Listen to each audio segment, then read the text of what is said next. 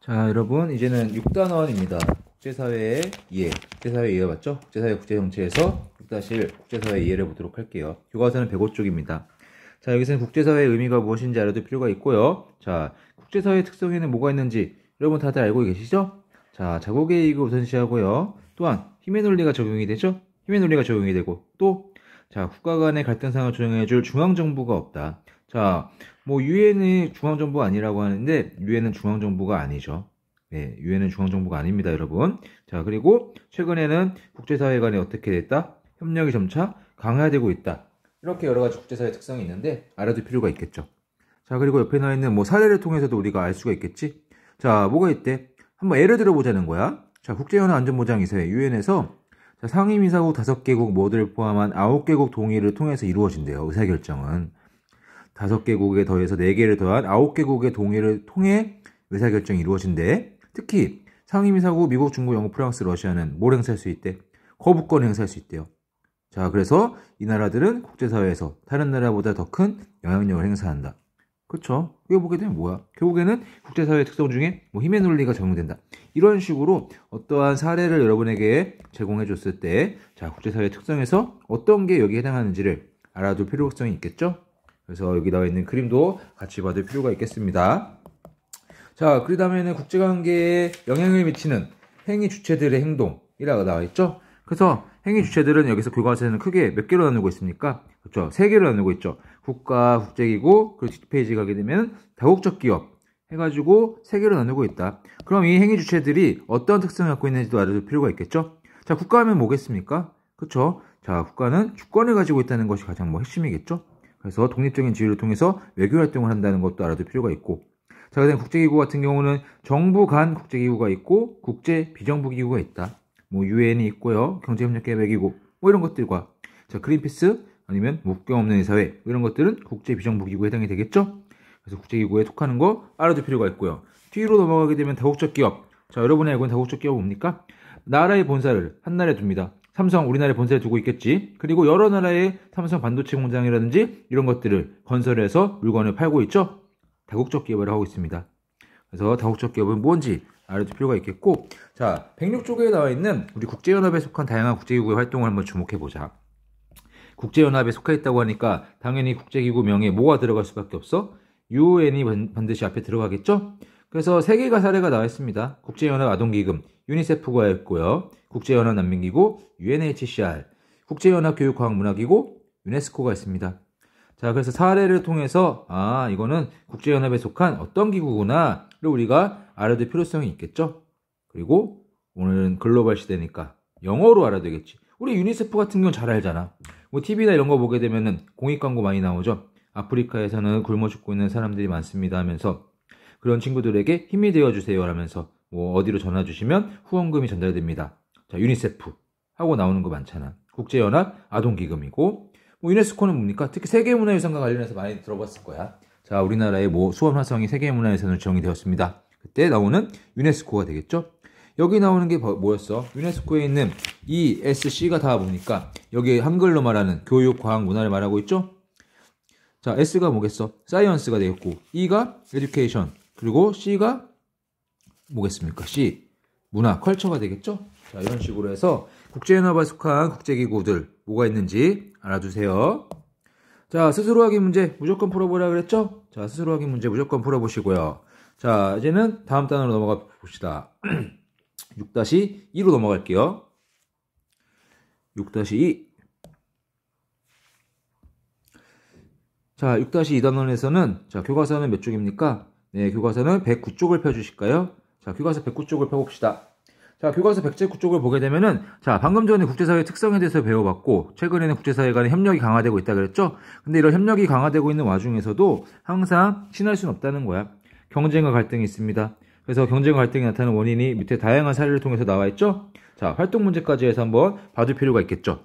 자, 그럼 여기서는 경쟁과 갈등이 무엇 때문에 일어나는지가 나와 있다고 하면은, 뒷페이지, 110페이지를 가게 되면 뭐가 나와 있습니까? 그쵸. 국제사회 협력에는 어떤 것들이 있는지, 그 사례들이 나와 있겠죠? 그래서 여기 나와 있는 것들을 다 한 번씩 읽어둘 필요가 있겠습니다. 그래서 뭐 국제사회 문제를 특정 국가만의 노력으로는 해결하기 불가능하고 뭐 여러 가지 사례들이 나와 있죠? 그래서 자, 국제사회 협력을 위해서는 어떤 일들이 있는지, 국제사회 갈등 과정은 어떤 것들이 있는지 그 109쪽과 110쪽을 반드시 볼 필요가 있습니다. 자, 그리고 뒤에는 국제사회 공존을 위해서는 어떤 노력이 필요한지 해서 뭐 외교와 관련된 내용들이 나와 있죠. 그래서 한번 읽어보면 좋을 것 같아요. 자, 그 다음에 뒷페이지로 갑시다. 자, 그래서 뭐 세계 시민에 관련해서 나와 있는데 뭐 세계 시민도 그냥 보시고요. 자, 그래서 111쪽과 112쪽은 그냥 한번 보세요. 네. 113쪽에서는 자, 스스로 확인 문제를 꼭 풀어볼 필요가 있겠죠.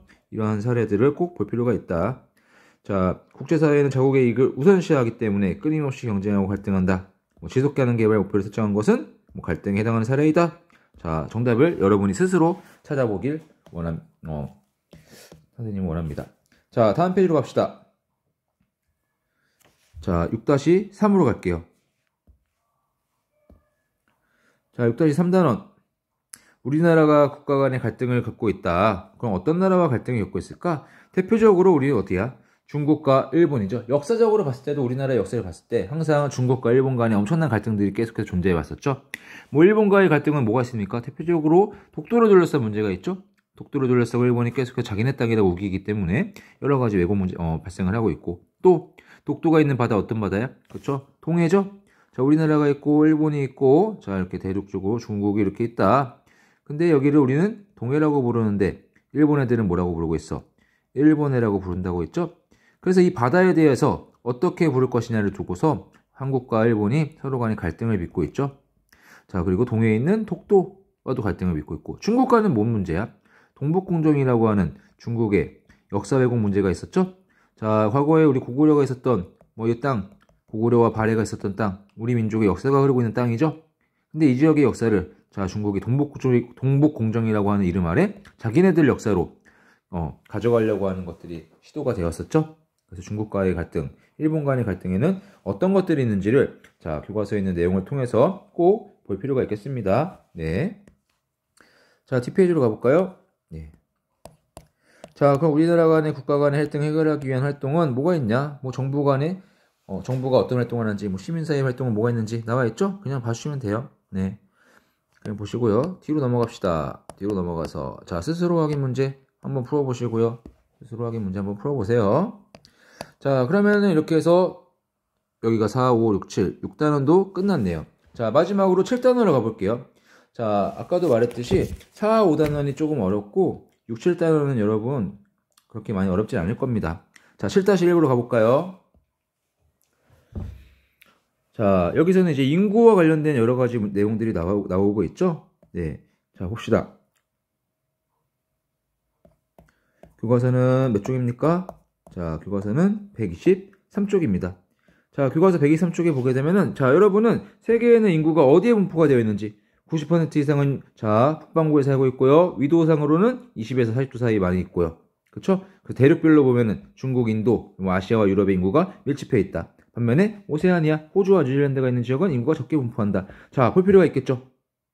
자, 그럼 인구 분포에 영향을 미치는 요인은 자연적 요인과 뒤에 나오는 인문적 요인이 있다고 했습니다. 그래서 과거에는 이런 자연적 요인이 많은 영향을 끼쳤다고 했었죠? 그럼 어떤 게 있었느냐? 대표적으로 동아시아, 남아시아, 변홍사 지역. 변홍사를 짓기 좋은 곳이다 보니까 사람들이 모여 살았다는 거겠지. 자, 반면에 사하라 사막, 오스트레일리아의 내륙 지역은 건조 기후. 어때? 물이 부족하니까 농업이 어렵겠죠? 그러니까 사람이 모이지 않을 거고, 스칸다나비아 반도, 캐나다 북부, 자, 위도상으로 유로 가니까 날씨가 어떻습니까? 춥죠. 추우니까 당연히 농사 짓기 어려울 거고 사람들이 모여 살지 않을 거고. 자, 열대기후, 여기는 반대로 너무 덥죠? 너무 더우니까 살기 어렵다. 자, 그래서 인구 분포에 영향을 미치는 자연적 요인에 대해서 알아둘 필요가 있고요. 뒤로 넘어갑시다. 자, 이번엔 인문적 요인이 있죠? 최근 시대에 오게 되면서는 이런 자연적 요인보다는 이제 인문적 요인, 경제, 교통, 산업 이런 것들이 많은 영향을 미치고 있다고 나와 있습니다. 그래서 여기에서는 뭐 서부 유럽 산업혁명이 가장 먼저 발전되었던 선진국이 많이 분포되어 있는 서부 유럽, 미국, 북동부 대서양, 일본과 같은 곳에 인구가 밀집해 있다라고 나와 있죠. 그래서 여러분은 이 자연적 요인과 인문적 요인에 따라 사람들이 어디 살고 있는지 알아둘 필요가 있고, 그리고 여기 교과서 124쪽에 나오는 지도를 통해서 어느 지역이 인구가 많은지 적은지를 알아둘 필요가 있겠죠. 뭐 예를 들어 보게 되면 마지막에 우리 서부 유럽 인문적 요인이 적용한다 그랬죠. 산업혁명이 먼저 시작이 되었고 경제, 기술 뭐 여러 가지 것들이 발달하다 보니까 사람들이 모여 살고 있다. 서부 유럽 사하라 사막. 자, 땅을 봐봐. 노란색이면 사람이 없고 갈색일수록 사람이 많다는 거야. 노란색이 많네. 아, 여기 사람이 없네. 여기는 아프리카구나. 그럼 사하라 사막이네. 사막이니까 건조하겠네. 농사가 안 되겠네. 이런 식으로 접근해야 된다는 거겠죠? 중국 동남부는 어때요? 갈색이네. 아, 중국 동아시아는 아까 뭐가 잘 된다 그랬어? 그렇지. 벼농사가 잘 된다 그랬지? 그러니까 이렇게 연결시키겠지. 자, 이런 식으로 해서 자, 인구 희박 지역, 인구 밀집 지역을 여러분이 연결시킬 수 있어야 됩니다. 서부 유럽은 뭐였어? 산업이 발전했구나. 인구 희박 한번 볼까? 아마존 분지는 얼음 어때요? 열대, 고온 다습하고 밀림이 우거져 있으니까 사람이 안 살겠구나. 뭐 이런 식으로 풀어보면 되겠죠. 자, 뒤에 125쪽을 봅시다. 우리나라 사람들 어디에 모여 살까? 자, 여기서는 자, 60년대 이후에 산업화가 이루어지게 되죠.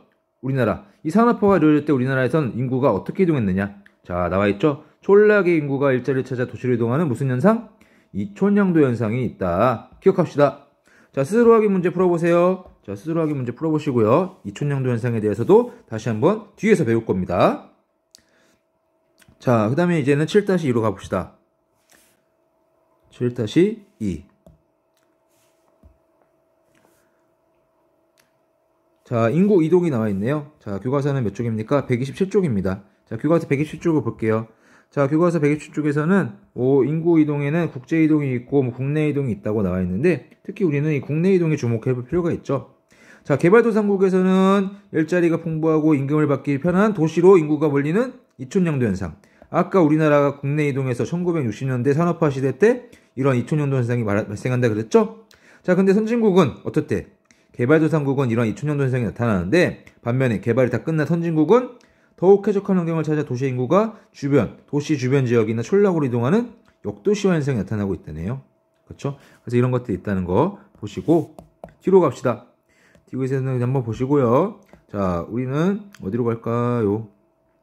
자, 우리나라 인구는 어떻게 이동하고 있을까? 129쪽에도 나와 있죠? 뭐 60년대, 70년대, 80년대, 90년대 뭐 이런 것들이 나와 있습니다. 자, 여기서는 여러분이 주목할 점이 뭐냐면 자, 개발도상국. 아, 여기가 아니고 여러분 잠깐만 죄송합니다. 127쪽을 한번 다시 볼까요? 자, 여러분 주목하세요. 자, 교과서 127쪽 한번 볼게요. 자, 국제이동과 관련해가지고 인구가 어디에서 어디로 이동하는지가 나와 있을 거야. 특히 최근에는 국제이동이 대부분의 목적이 뭐라고 나와 있지? 자, 경제적 목적 때문에 이동하는 경우가 대부분이라고 나와 있습니다. 자, 그러면 못 사는 나라에서 경제가 발달한 선진국으로 이동하는 경우가 많다는 거겠죠? 주로 아시아, 아프리카, 라틴 아메리카 개발도상국에서 서부 유럽, 앵글로 아메리카 등지 선진국으로 이동하는 곳 있다. 자, 그러면 개발도상국에서 선진국으로 이동이 많은데 이 경우에 이 두 나라에서는 어떤 일들이 벌어질까가 여기 밑에 보면 예시가 나와 있을 겁니다. 이 예시를 한번 볼까요? 네, 무조건 봅시다. 자, 국제이동. 최근에는 경제적 목적 때문에 국제 간의 이동이 활발해지고 있습니다. 특히 개발도상국에서 산업이 발달하고 일자리가 풍부한 선진국으로 이동하는 경우가 많다. 자, 이 경우에 개발도상국에서 나타나는 문제와 선진국에서 나타나는 문제는 뭐가 있는지 한번 보면 좋을 것 같습니다. 자, 이렇게 보고 자, 뒤로 넘어갑시다. 뒤로 넘어가서 자, 국제이동. 우리나라 인구는 어떻게 이동하고 있을까? 자, 여기서는 이 지도를 주목해 볼까요? 자, 지도 보여요? 자, 국내 이동과 해가지고 자, 지도가 있고 그 지도에 화살표가 표시가 되어 있을 거야. 이 화살표를 보고 아, 이거는 어느 시대구나를 알 수 있어야겠지. 자, 일제강점기를 한번 보자. 자, 화살표가 크게 북부 지역으로 이동하는 걸 볼 수가 있습니다. 우리나라는 북부 지역에 자원이 많이 매장되어 있죠. 자, 일제강점기니까 일제 식민지 시절이야. 식민지 시절에 일본은 중국과의 전쟁을 치르고 있었습니다. 자, 당연히 전쟁이 활발해지게 되니까 자원이나 이런 것들이 많이 필요하겠죠? 그러면은 북부 지역에 자원이 풍부한 지역에 사람이 가서 노동력을 제공해야 될 거야. 그러니까 남쪽에 있던 사람들을 대거 북쪽으로 올려보게 되는 거죠. 뭐 이런 것도 있겠고 독립운동을 하기 위해서 중국으로 넘어간 사람도 있겠고 그러니까 화살표가 대거 북쪽으로 가는 걸 볼 수가 있겠죠. 자, 광복 후에는 어떻게 됩니까? 사람들이 광복했으니까 다시 우리나라 돌아오겠죠? 화살표가 외곽에서 안으로 들어오는 걸 볼 수가 있습니다. 6.25 전쟁이 터졌을 때요. 화살표가 어디로 몰리고 있습니까? 그렇죠. 부산 최후의 방어선 낙동강 방어선 밑으로 다 모이고 있는 걸 볼 수가 있죠. 북한의 남침으로 전쟁이 시작되었고 우리는 대거 후퇴해서 부산에서 이제 최후의 방어진지를 구축했다는 것까지 화살표의 이동으로 볼 수가 있습니다. 60년대 여러분 아까 뭐라 그랬어? 개발도상국이나 우리나라 1960년대 한창 산업화할 때 무슨 현상이 발생한다고 그랬습니까? 이촌향도 현상이 발생한다 그랬죠? 떠난다. 어디를? 촌을 시골을 떠나서 향해요. 어디로요? 도시로 향해요.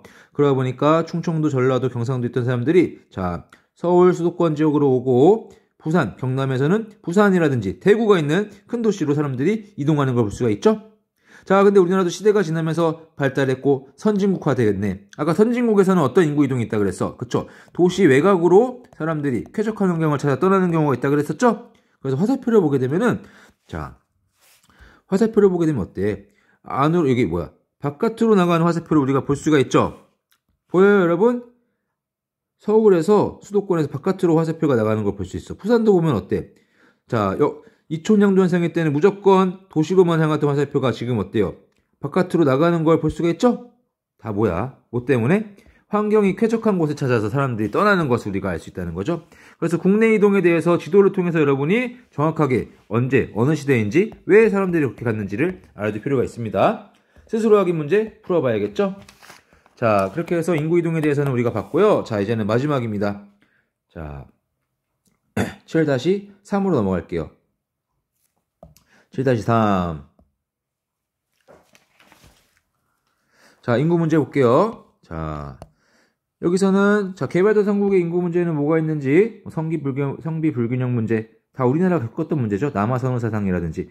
그리고 최근에는 출생률은 여전히 높은데, 뭐가 낮아져? 사망률이 낮으니까 인구가 어떻게 됩니까? 급격하게 증가하고 있죠? 이러한 인구의 급격한 증가 속에서 나타나는 기아, 빈곤 문제, 일자리 문제, 주택 문제, 교통 문제, 환경 문제, 여러 가지 개발도상국에서는 문제점들이 등장을 하고 있다. 자, 뒤로 가게 되면은, 이번에는 선진국의 인구 문제가 나타나고 있죠? 자, 선진국에서 어떤 문제가 발생을 하고 있습니까? 핵심은 바로 저출산, 고령화 문제죠. 아이는 낳지 않은데 이제 의료기술이나 여러 가지 것들이 좋다 보니까 사람들이 평균 수명이 늘어나고 있죠. 그에 따라서 노년층 인구 비율이 어떻게 되고 있다는 거야? 증가하고 있다는 것을 볼 수가 있죠. 그래서 이러한 노인 인구가 증가했을 경우에 그 선진국에서는 어떤 문제가 발생하는지, 자, 당연히 여러분에게 많은 부담이 갈 거라고 내가 말했었지? 청장년층, 경제활동을 하는 청장년층이 경제활동을 못하게 되는 노인 인구에 대한 부양 부담이 늘어날 거고, 노동력 채우기 위해서 외국인 근로자 받아들이게 되면서 그들과의 문화적 갈등 생길 수도 있겠죠. 자, 그래서 선진국에서는 어떤 인구 문제가 나타나는지 여러분 한 번씩은 꼭 무조건 봐두실 필요가 있습니다. 자, 그래서 뭐 이런 우리나라 인구 문제, 자, 여기서는 뭐 세계적으로 봤던 거죠. 개발도상국에서 인구 문제와 선진국의 인구 문제를 본 거고, 자, 교과서 135쪽을 보게 되면은 이제는 우리나라의 인구 문제가 나와 있죠. 우리나라도 뭐야? 과거에는 개발도상국에서 겪었던 인구 문제를 겪었을 거고, 선진국에 들어선 이후에는 저출산, 고령화 문제를 겪게 되는 게 나오겠죠? 그래서 뒤로 가서 136쪽에 보게 되면 저출산 고령화 때문에 어떤 문제가 나타나고 있는지, 전체 인구에서 노년층이 차지하는 비중이 증가하고 있네. 아까 그래프 봤죠? 노년층이 차지하는 비율이 선진국들은 엄청나게 높다 그랬어요. 그에 따라서 여러 가지 청장년층에게 부담을 주어진다는 거겠죠? 저출산 고령화 현상을 그럼 극복하기 위해서 어떻게 될까? 출산율을 높여야겠죠? 출산율을 높이기 위한 정책에는 뭐가 있는지, 그리고 고령화 시대에 그 노인들을 위해서 어떤 정책을 펼쳐야 되는지 봐줄 필요가 있겠습니다. 자, 뒤로 넘어가서도 여기도 스스로 확인 문제가 나와 있죠? 스스로 확인 문제를 꼭 풀어보시면 될 것 같아요. 자, 여러분, 이렇게 해서 자, 이번 사회 시간 진도에 대해서 시험과 관련 있는 여러분이 꼭 봐야 될 내용들을 한 번씩 짚어보는 시간을 가졌습니다. 자, 여러분 마지막 시험입니다. 자, 중학교 3년 동안 고생 많았고요. 꼭 열심히 한 만큼 좋은 결과 얻었으면 좋겠어요. 자, 모두들 수고하셨습니다.